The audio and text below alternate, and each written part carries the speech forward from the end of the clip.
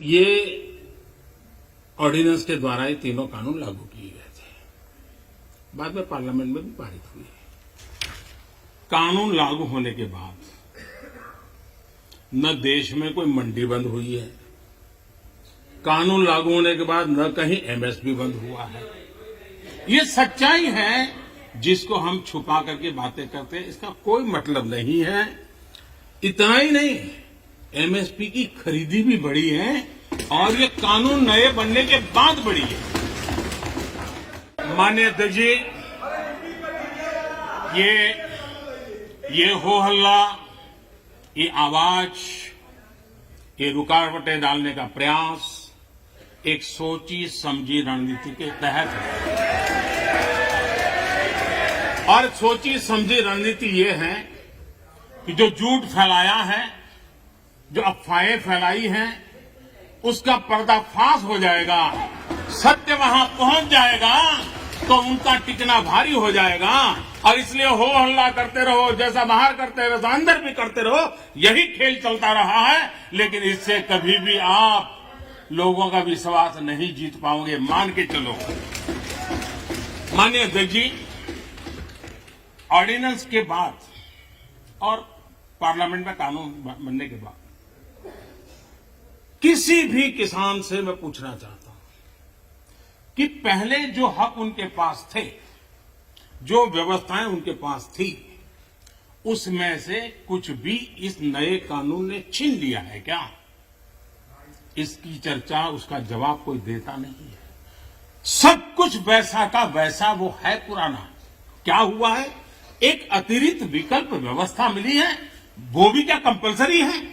किसी कानून का विरोध तो तब मायना रखता है कि जब वो कंपलसरी हो। ये तो ऑप्शनल है।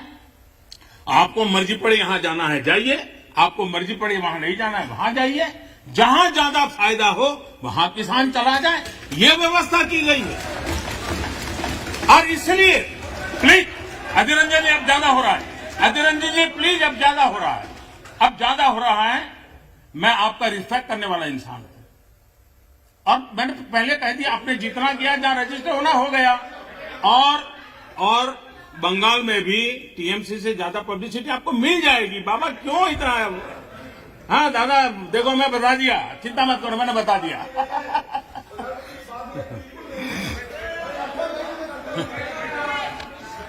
अधीर रंजन जी प्लीज, अधीर रंजन जी, अच्छा नहीं लगता है। मैं इतना आदर करता हूं, आप आज ऐसा क्यों कर रहे हैं? आप ऐसा क्यों नहीं करते?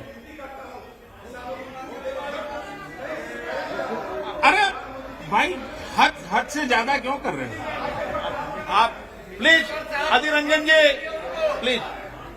माननीय सदस्य दादा प्लीज। ये नए कानून अध्यक्ष जी किसी भी के लिए बंधन करता नहीं है। ऐसे कानून है, उनके लिए ऑप्शन है, और जहां ऑप्शन है वहां विरोध के लिए कोई कारण ही नहीं बनता है। हां, ऐसा कोई कानून जो ऐसे थोप दिया हो, उसके लिए विरोध का कारण बनता है। और इसलिए मैं कहता हूं लोगों को, और मैं देख रहा हूं आंदोलन का एक नया तरीका है। क्या तरीका है? आंदोलनकारी जो होते हैं वो ऐसे तरीके नहीं अपनाते हैं। आंदोलन जीवी होते हैं वो ऐसे तरीके अपनाते हैं। और वो कहते हैं ऐसा हुआ तो ऐसा होगा, ऐसा होगा तो ऐसा होगा, ऐसा होगा तो ऐसा होगा। अरे भाई, जो कुछ हुआ ही नहीं, जो होना नहीं है, उसका भय पैदा कर करके, और पिछले कई सालों से लगातार सुप्रीम कोर्ट का एक जजमेंट आ जाए, कोई निर्णय नहीं हुआ है, और एकदम से तूफान खड़ा कर दिया जाए, आग लगा दी जाए देश में। ये जो तौर तरीके हैं, उन तौर तरीके जो भी लोकतंत्र में विश्वास करते हैं, जो भी अहिंसा में विश्वास करते हैं, उन सबके लिए चिंता का विषय होना चाहिए। ये सरकार की चिंता का नहीं, देश की चिंता का विषय होना चाहिए।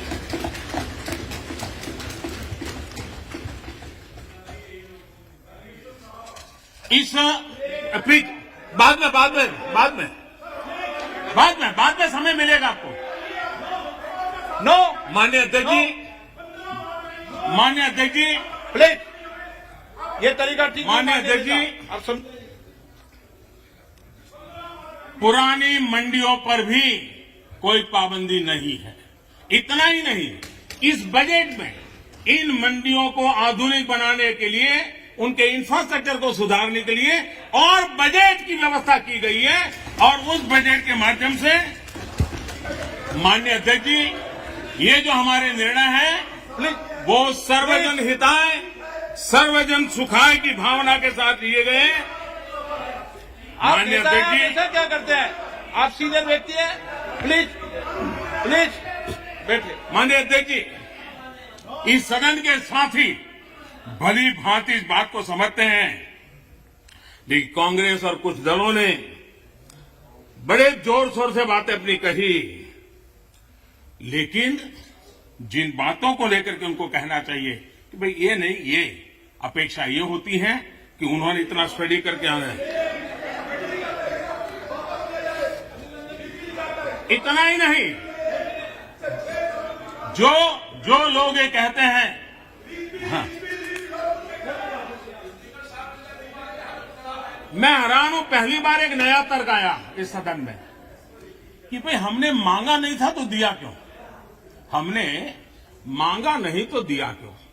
पहली बात है कि लेना न लेना आपकी मर्जी है, किसी ने किसी के गले मड़ा नहीं है, ऑप्शनल है, एक व्यवस्था है और देश बहुत बड़ा है। हिंदुस्तान के कुछ कोनों में इसका लाभ होगा, हो सकता है किसी एक आध कोने में न भी हो, लेकिन ये कंपलसरी नहीं है और इसलिए मांगा और दिए का मतलब नहीं होता है। लेकिन मैं फिर भी कहना चाहता हूं इस देश में माननीय अध्यक्ष जी दहेज का कानून, दहेज के खिलाफ कानून बने, ये इस देश में कभी किसी ने मांग नहीं की थी, फिर भी देश की प्रगति के लिए कानून बना था। माननीय अध्यक्ष जी ट्रिपल तलाक इसके खिलाफ कानून बने, ये किसी ने मांग नहीं की थी, लेकिन प्रगतिशील समाज के लिए आवश्यक है, इसलिए कानून हमने बनाए हैं। हमारे यहां बाल विवाह पर रोक किसी ने मांग नहीं की थी, कानून बनाओ, फिर भी कानून बने थे क्योंकि प्रगतिशील समाज के लिए आवश्यक होता है। शादी की उम्र बढ़ाने के निर्णय किसी ने मांग नहीं की थी, लेकिन प्रगतिशील विचार के साथ वो निर्णय बदलने पड़ते हैं। बेटियों को संपत्ति में अधिकार किसी ने मांग नहीं की थी, लेकिन एक प्रगतिशील समाज के लिए आवश्यक होता है, तब जाकर के कानून बनाया जाता है। शिक्षा को अधिकार देने की बात किसी ने मांग नहीं की थी, लेकिन समाज के लिए आवश्यक होता है, बदलाव के लिए आवश्यक होता है, तो कानून बनते हैं।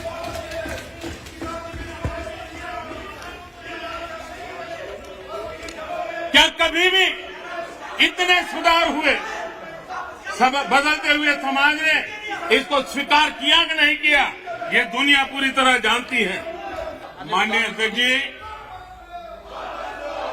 हमें मानते थे कि हिंदुस्तान की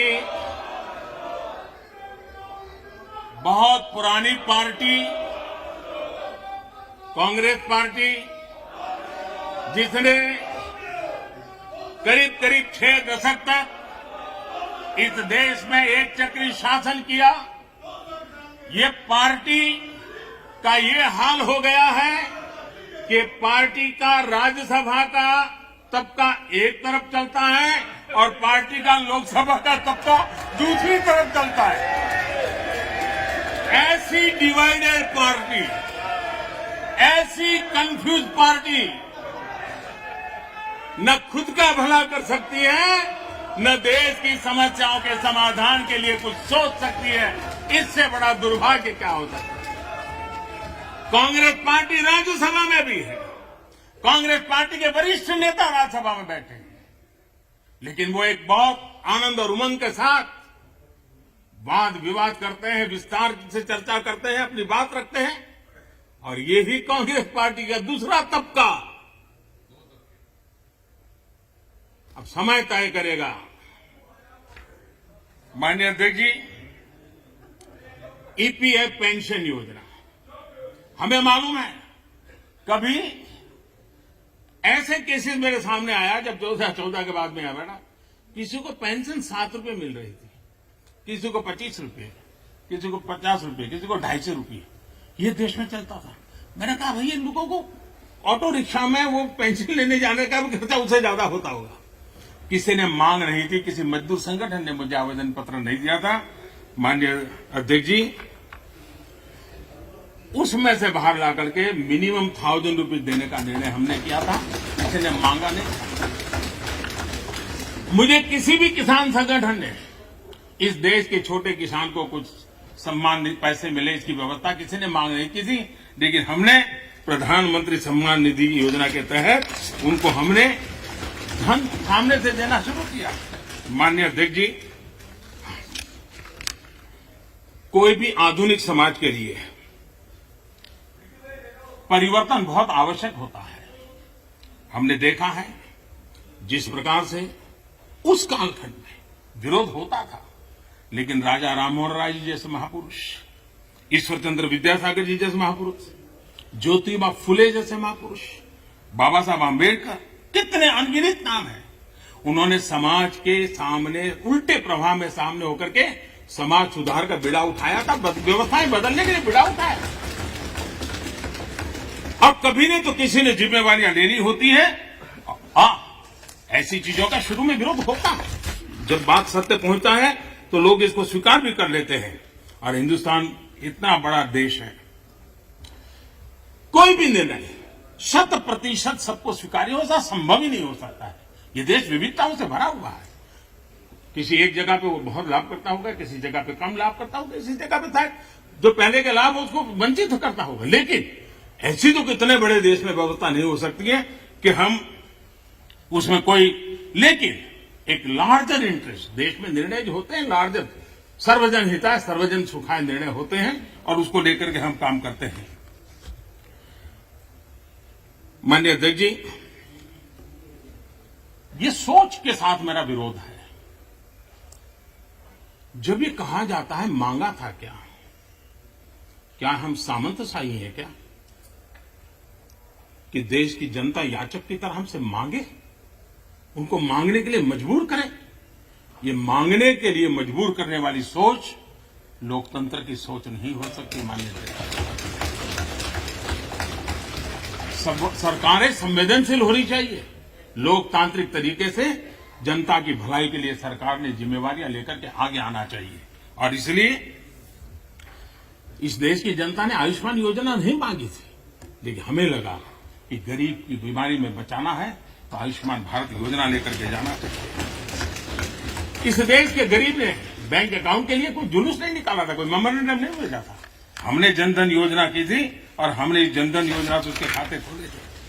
किसी ने भी स्वच्छ भारत की मांग किसने की थी, लेकिन देश ने के सामने स्वच्छ भारत लेकर के गए, मामला चल पड़ा। कहां लोगों ने कहा था मेरे घर में शौचालय बनाओ, किसी ने मांगा नहीं था, लेकिन हमने 10 करोड़ घरों में शौचालय बनाने का काम किया। मांगा जाए तभी सरकार काम करे, वो वक्त चला गया। ये लोकतंत्र है, ये सामंतशाही नहीं है। हम लोगों ने लोगों की संवेदनाओं को समझ करके हमने सामने से देना चाहिए। नागरिकों को याचक बना करके हम नागरिकों का आत्मविश्वास नहीं बढ़ा सकते हैं। हमने नागरिकों को अधिकार देने के दिशा में आगे बढ़ते रहना चाहिए। नागरिक को याचक बनाने से नागरिक का आत्मविश्वास खत्म हो जाता है। नागरिक का सामर्थ्य पैदा करने के लिए, उसका आत्मविश्वास पैदा करने के लिए हमारे कदम होने चाहिए और हमने इस दिशा में कदम उठाए हैं।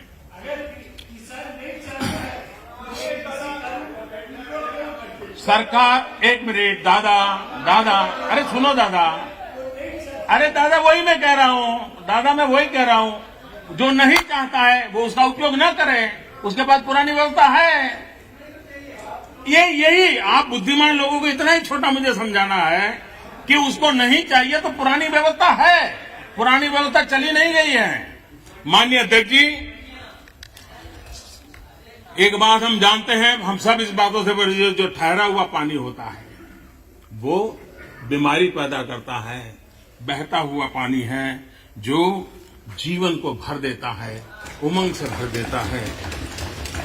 जो चलता है चलता रहे, चलने दो, अरे यार कोई आएगा तो करेगा, ऐसे थोड़ा चलता है। ये जिम्मेवारियां लेनी चाहिए, देश की आवश्यकता के अनुसार निर्णय करने चाहिए।